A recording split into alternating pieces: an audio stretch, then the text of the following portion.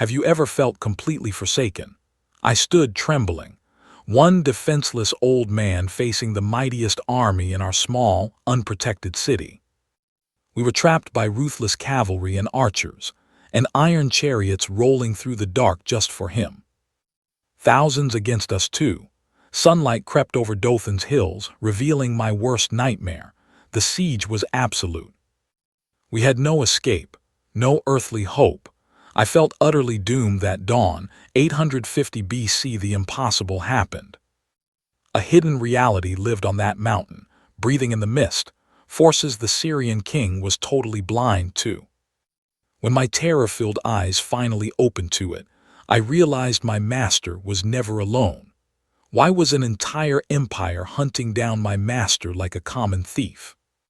I trace it back months prior, to a shadow war we were somehow winning. Without drawing a single blade from its sheath, our agonizing struggle against Assyria certainly wasn't anything new. We had endured decades of endless dread and crushing tension, no open battlefields. Just the agonizing, terrifying threat of sudden raids, brutal ambushes, and violent skirmishes in the dark. Their ruthless soldiers constantly prowled our dirt roads and quiet valleys, hunting us when we were defenseless. That massive Syrian military machine was driven by King Ben-Hadad. He commanded the most savage, nightmare-inducing military force across the entire region. I shuddered hearing of his heavy chariots, pulled by massive war horses, designed to completely obliterate our defenses.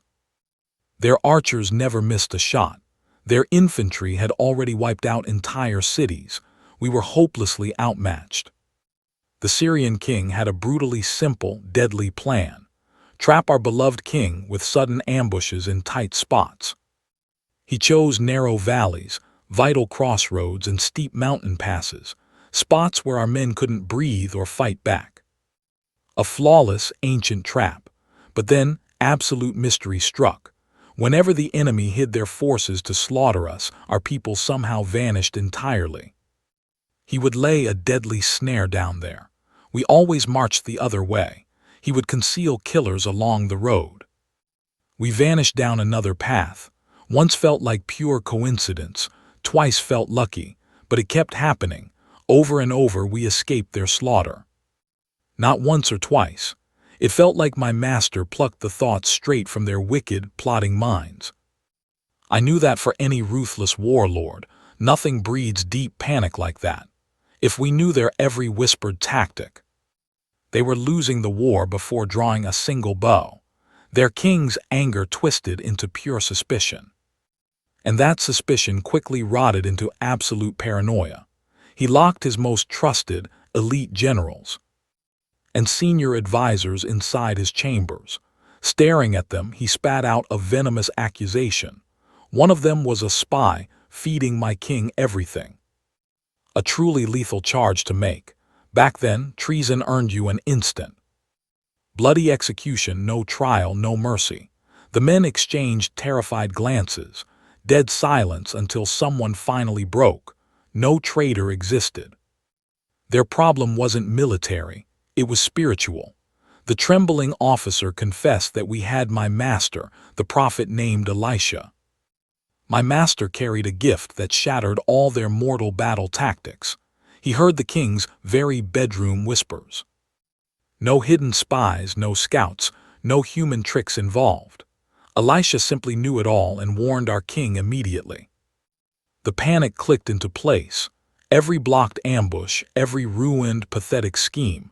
That foreign king wasn't just fighting our mortal soldiers, he fought my master, who exposed his secrets before dawn.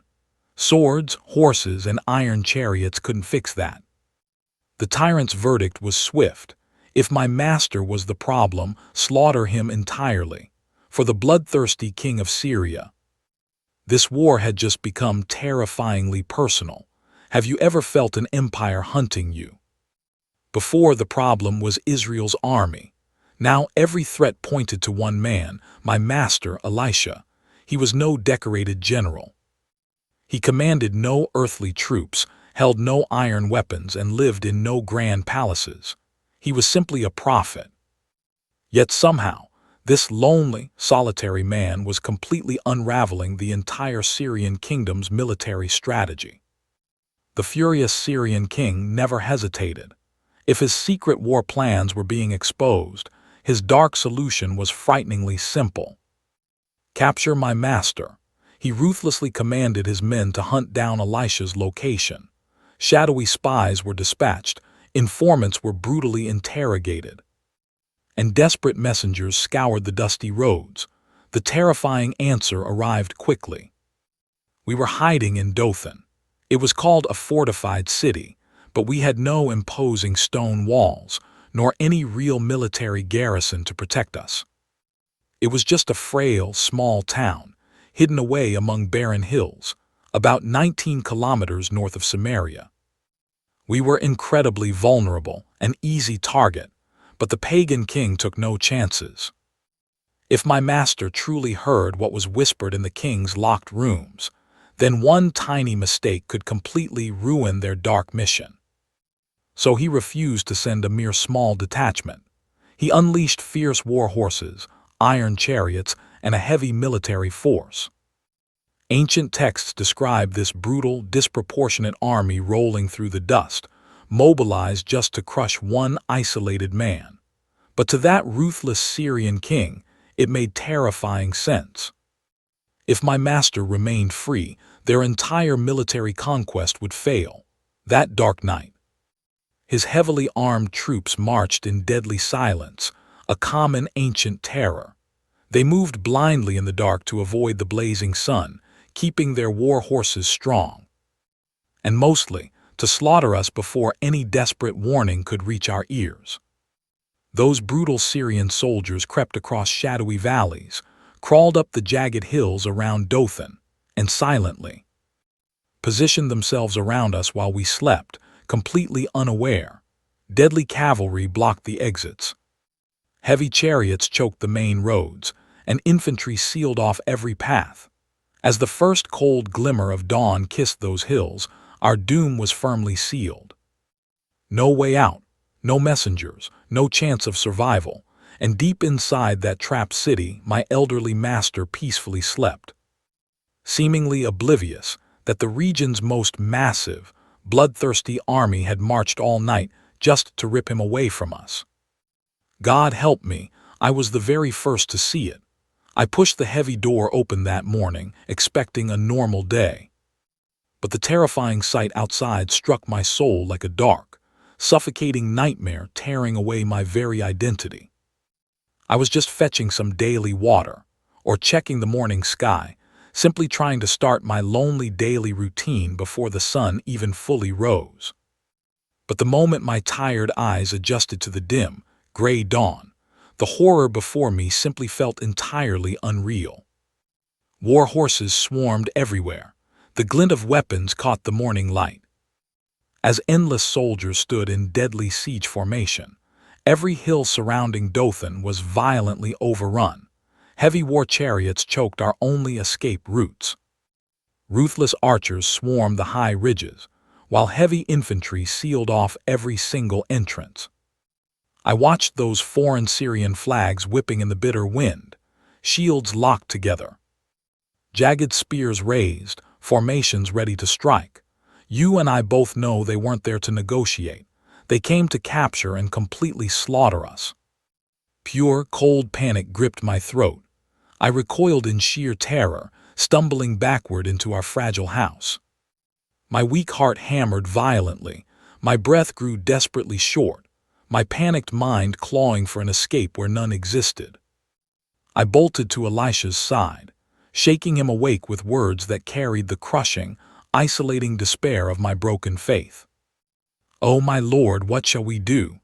It wasn't a simple question, it was a pathetic cry of total helplessness. The reality was utterly brutal. One massive pagan army hunting two unarmed men inside a fragile mud shack. We had no fortress walls, no allied soldiers coming, no hidden escape path. Everything screamed that my lonely life was over. But my master's strange reaction defied all natural human logic.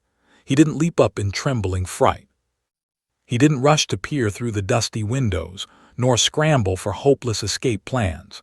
His soft voice emerged, incredibly calm, steady, as though absolutely nothing was wrong. "Do not be afraid, for those who are with us are more than those who are with them." I stared around that empty room, utterly confused and losing hope. I saw only two weak men. Outside, hundreds, maybe thousands of heavily armed soldiers waited. The deadly math just didn't add up. Either my beloved master had gone completely insane, or he sensed something my terrified, fleshly eyes couldn't perceive. Then he prayed. Yet it was no desperate prayer for rescue. He did not beg for protection or ask the Creator to crush the enemy army. My master's prayer was simple, direct, and completely unexpected to my terrified soul. My master prayed, "Lord, I ask you to open this young man's eyes so he may see." I stood there trembling, desperately trying to comprehend his words, when reality suddenly shattered right before my very eyes. No deafening thunder struck Dothan. No violent earthquake shook the ground. No battle horn sounded. Only my frail vision shifted. It felt exactly as if a heavy veil was lifted. Suddenly, the bleak hills surrounding Dothan were not empty. The entire mountain swarmed with blazing horses and towering fiery chariots.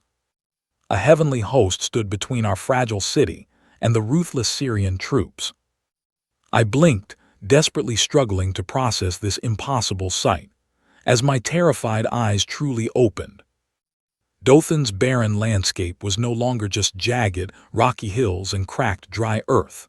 The entire mountain was breathing, alive, where I previously saw only dead rocks and cold shadows. Rows of blazing horses now stood, formed like a divine cavalry prepared to charge. These heavenly chariots were nothing like the brutal Syrian war machines. I saw zero wooden wheels, no cold iron, and no stretched animal leather. They looked entirely forged from pure flame. Radiant structures pulsed like breathing embers, as though raw fire had physically morphed into battle vehicles. And they were not moving in wild, chaotic panic. They stood fiercely organized, aligned in strict battle formation. I suddenly realized something far more staggering. This blazing heavenly host was not hiding inside our city or circling Elisha's home. They stood between Dothan and the Syrian killers like a solid, living wall. It felt as if an unseen force had claimed every hill all along. The spiritual world was always standing right there, merely concealed behind a fragile, blinding veil.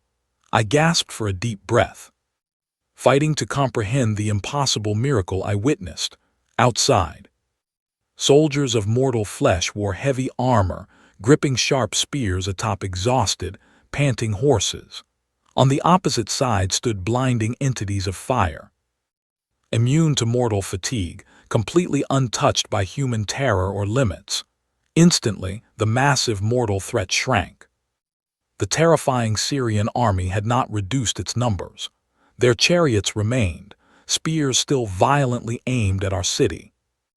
But my reality completely shattered, because I now grasped a divine secret no ignorant Syrian soldier could ever fathom.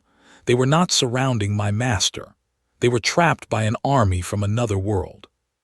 For the very first time that agonizing morning, my crippling panic finally faded.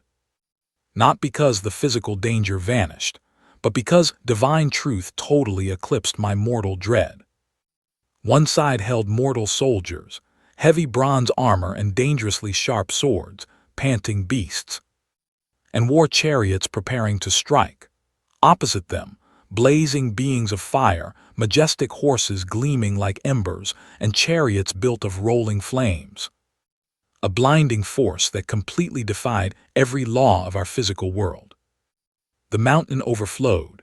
I saw no tiny celestial escort, but a massive, overwhelming divine host, firmly positioned like a ruthless army in strict battle formation. The grim odds shifted that exact instant. It was no longer thousands hunting two lonely men. It was army against heavenly army. The fiery legion surrounded mortal flesh. Beside me, Elisha showed absolutely no surprise. To him, this miraculous sight was no grand revelation. It merely confirmed the truth he knew. While my panicked mind saw only death, Elisha constantly saw divine protection. While I frantically counted mortal soldiers, he trusted unseen forces. Yet the greatest shock awaited. The celestial legion stood completely frozen. Those fiery steeds never advanced, nor did supernatural chariots attack. Unlimited power hovered above us, completely unused. Instead of demanding bloody slaughter, Elisha prayed again. As I stood mesmerized by the blazing army illuminating the hills, the arrogant Syrian soldiers marched downward.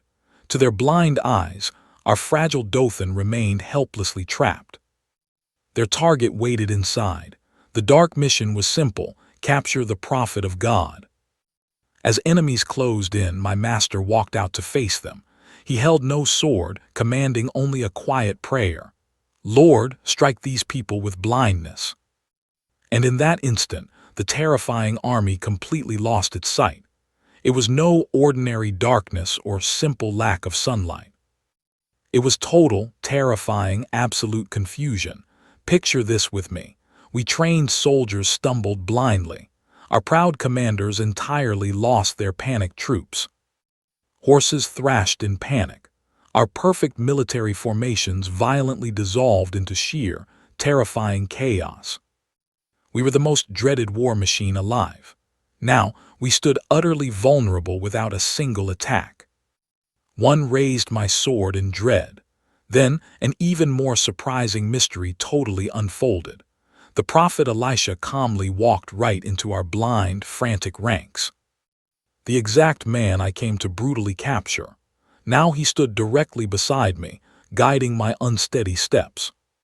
He firmly stated, "This is not the path, nor is this the city.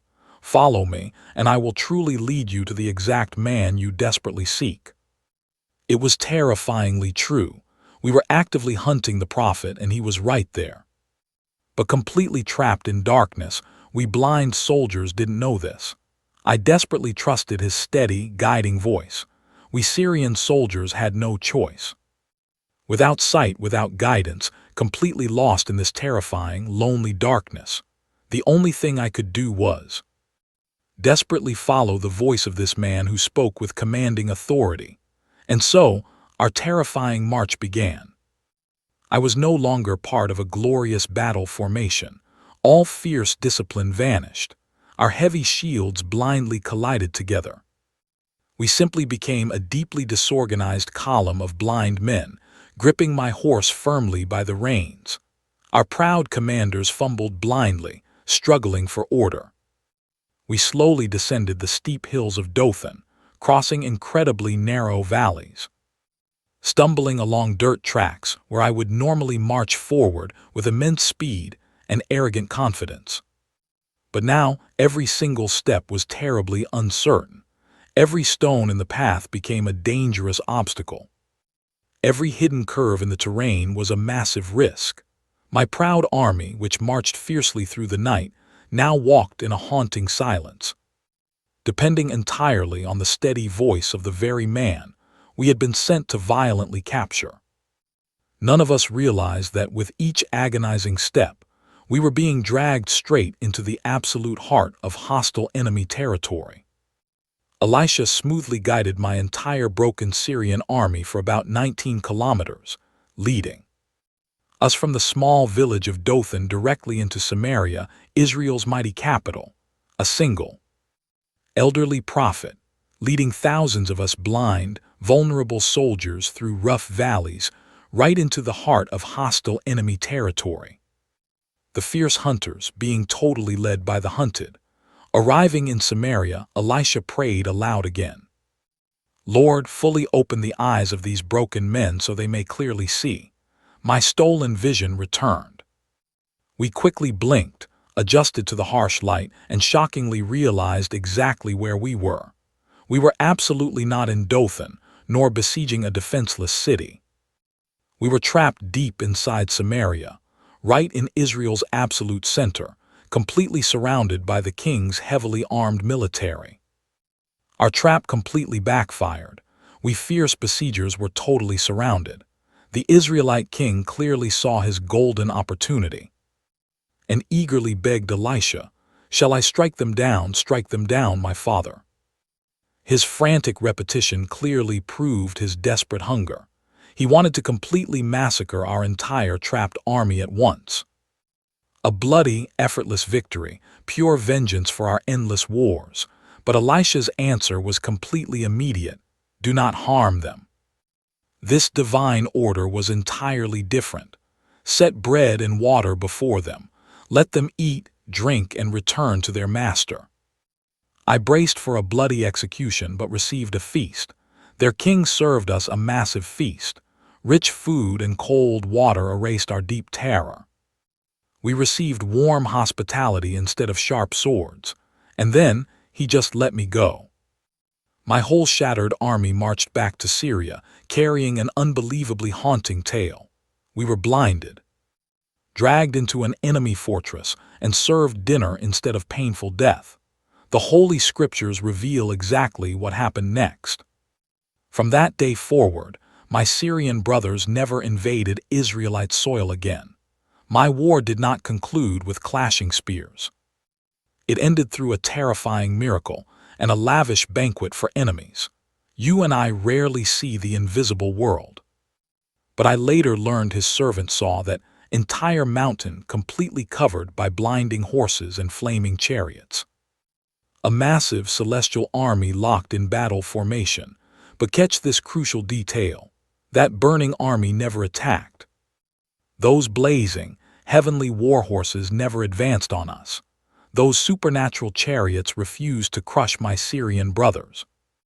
No invisible, divine sword dropped from the quiet sky.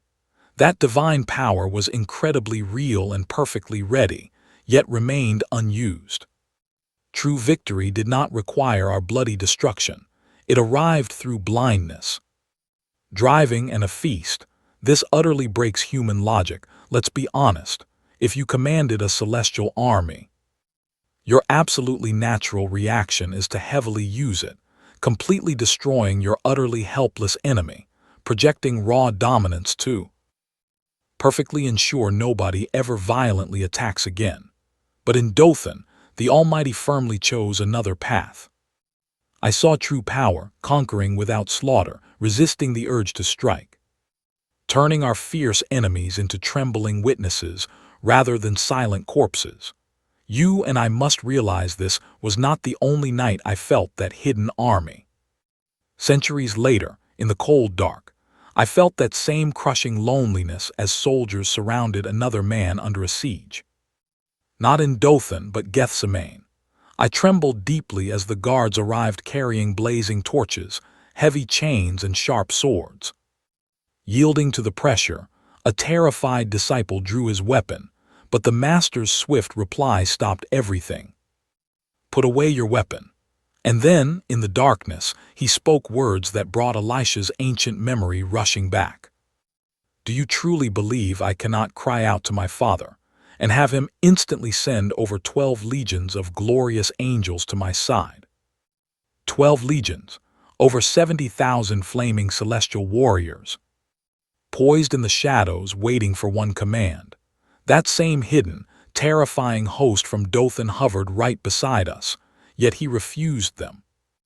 While Elisha called upon those burning ranks for rescue, here the Master chose a lonely, painful surrender. In Gethsemane, those blazing warriors held silent. The very same mighty Creator, the same absolute power, two contrasting choices. You and I must learn that sometimes heaven pulls us from the dark valley, and sometimes it bleeds alongside us there. I realized, like that servant, I was never abandoned, even when my fragile eyes only saw certain destruction. Since that terrifying morning in Dothan, this solemn truth still echoes loudly across the passing centuries. A phantom host constantly surrounds the chosen.